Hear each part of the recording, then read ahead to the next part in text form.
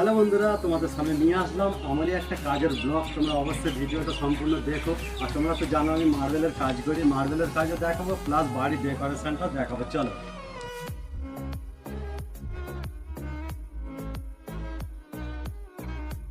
চলো ওপরে যাই।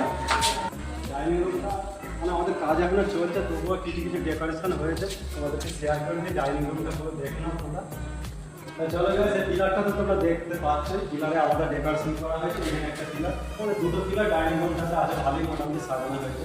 আর এবার আমরা চলে যাবো, সামনে আছে ব্যালকনি। ব্যালকনিতে তিনটে পরিষ্কার গেট করা আছে, আমরা প্রথম গেট দিয়ে ঢুকে যাবো ব্যালকনি। চলো ব্যালকনিটা কেমন লাগছে তোমাদেরকে দেখায়।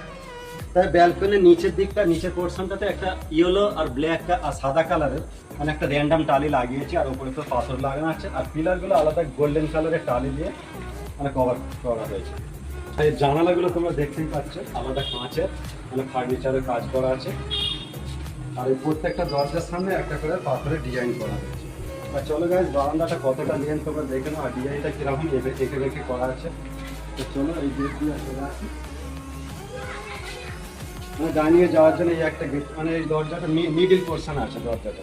দেখো এখান দিয়ে ডাইনিংটা কিরকম লাগছে। চলো আরেকটা গেটে চলে যাই আমরা। আরেকটা গেটে চলে আসলাম। দেখ এই পাল্লাগুলো কত সুন্দর খরচা করে করেছে। এটা হচ্ছে সেগুন কাঠের পাল্লা, মানে পালিশ করা আছে প্লাস এটা কাঁচও লাগানো আছে।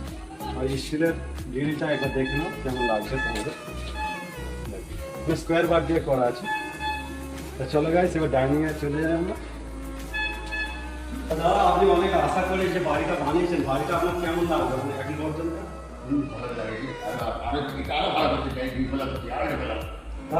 আমাদের এই মার্বেলের কাজ হয় আপনার মোটামুটি ভালো লেগেছে?